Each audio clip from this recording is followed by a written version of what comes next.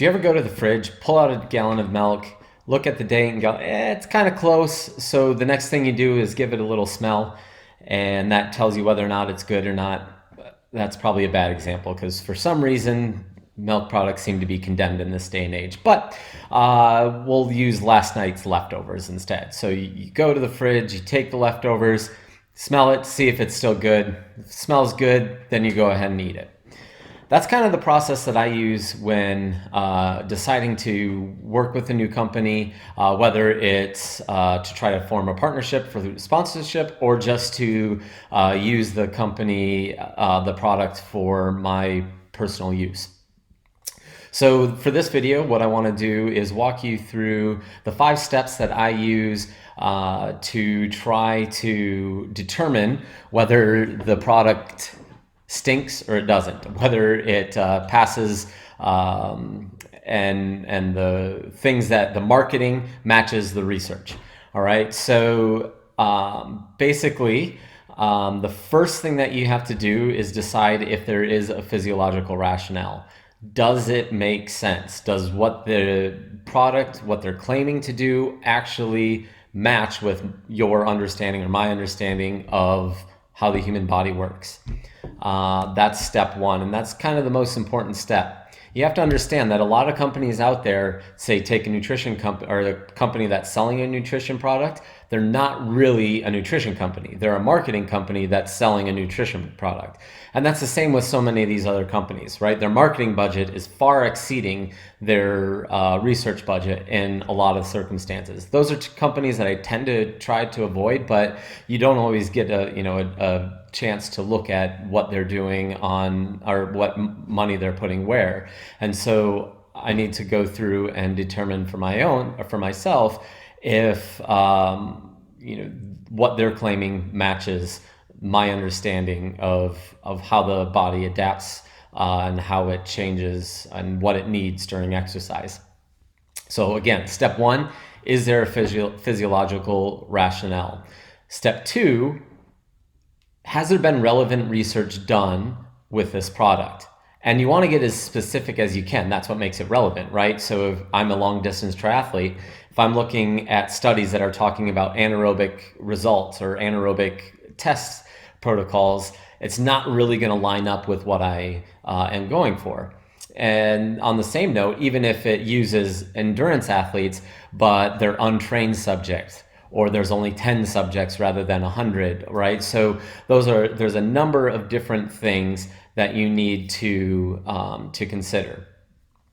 Step 3 is level of evidence, all right? And that's basically how well designed was the study. So if you can find things like a meta-analysis, those are great because they're going to go through and tell you how well designed other studies were and give you kind of a summation of all the results that they could find on a particular topic. Those always aren't available, but you can also look at, are they blind or double blind? That really means, do the people in the study know what they are expect or what's going to be expected of them? Do they know when they're taking the control or when they're taking the placebo, right? And knowing if it's blinded helps you determine if there's going to be a placebo effect or not. The mind is really powerful, and if you tell somebody, yes, I think this is going to make you better, or if they even think it, it can actually help. And so by controlling those variables, you can make it a stronger study. So by making it a blind, randomized, those types of things are really important. And there's a set step or a set level of evidence that I'll link for you in the comment section below. And that can help you if you're going to do this yourself. That can help you determine if some of the studies you're seeing are really high level or if they're lower level studies that maybe weren't are still relevant but not maybe enough to tip the scales. Level 4 is dissemination of research. All right. And so this is important because right? Research is no good if no one gets to read it. But there are different journals, and there's different ways of this research being put out there. And, unfortunately, magazines and blogs and websites aren't peer-reviewed journals, right? People see information on these things and say, oh, that's the gospel, right? Unfortunately, that's really not the case. Maybe they did a really good job of pulling together good research or forming their opinions based on solid foundations. Maybe they didn't. You don't know that. And so I typically try to go to the source rather than playing a game of telephone, right? If you are reading somebody else's interpretation by reading a website or a blog or something like that, then essentially you are interpreting an interpretation, right? And the more times it's been interpreted, the more things that's going to be lost in translation. It's kind of like that game where you played when you were a kid, where you'd whisper something in somebody's ear and they would whisper it into somebody else's. You go around the circle, and by the time it got 10 people, the whole thing had changed significantly. That's kind of what happens here. So it's always best to try to go to the source. All right, but all publications aren't made the same as well. It's kind of like the level of evidence. Just because it's research doesn't mean it's high quality research. And just because it's published doesn't mean it was published in a high quality journal. So you can have anything from a poster presentation, which is done at a conference, and that could be considered published. And really, you're just getting the abstract and some information about the study, but there was really not a huge peer review process that went through. A lot of times, poster reviews are accepted before the actual results are finalized. That's just the way a lot of them go because of the timelines and everything that has to happen.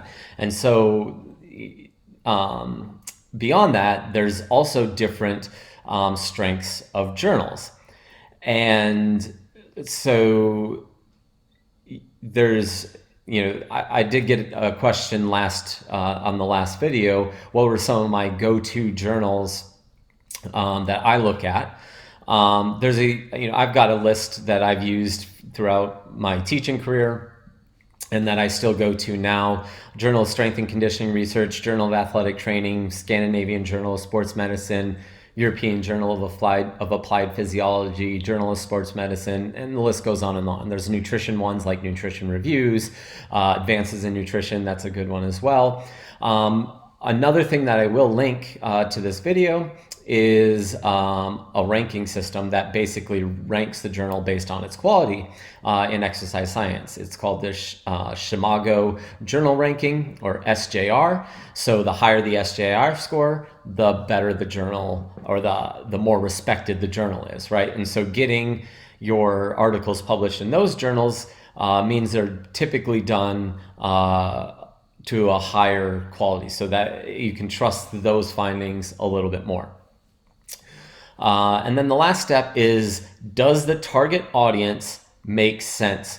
Does the claims that they're making about the product and the audience that they're going after align? All right, so I see a lot of times a product on the market, for example, that's aimed at increasing, or that claims to increase your VO2 max. Okay, and if they are marketing that towards an anaerobic sport like, say, football or basketball or something where you're constantly starting and stopping, that doesn't line up.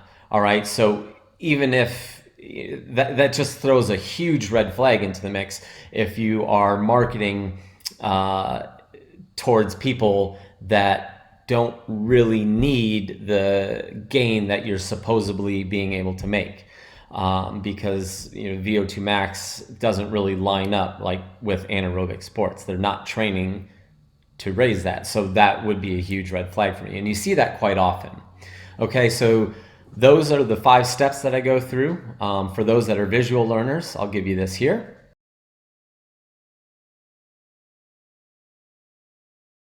So that's the process that I go through to decide if a company stinks or not. If it's worth my time, or if it's worth me giving it a try to bring into my training routine or racing routine. For the next video that I'll do, I'll walk through these steps and apply it to one of my current partners. Obviously, it's not an easy process, but if there's ever any company or supplement or product that you want me to give the good old sniff test to, leave it in the comments below and I'll see what I can do.